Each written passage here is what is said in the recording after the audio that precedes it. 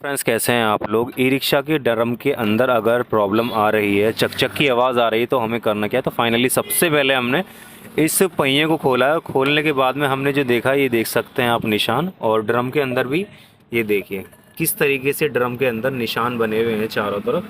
तो फाइनली हमें करना क्या है कि हमें जो ये कैम होती है ना, देखिए ये वाली जिस कैम के अंदर मैंने चोट मारी है, इसकी जो है कॉलर अंदर से चौड़ जाती है। इसे हमें ड्रम प्लेट को चेंज करना है, जिससे हमारे ब्रेक शू बाहर की तरफ नहीं भागेंगे। और दूसरी बात, जब हम ब्रेक को शिफ्ट करेंगे इसके अंदर, तो सिंगल ब्रेक को इस तरीके से हल्का सा ऐंठ लेना है, जिससे क्या होगा कि जो बाहर की तरफ ब्रेक भागेगा वो अंदर की तरफ अटेंशन में रहेगा, और उसकी वजह से हमारे बाहर की तरफ ये ब्रेक नहीं आएंगे।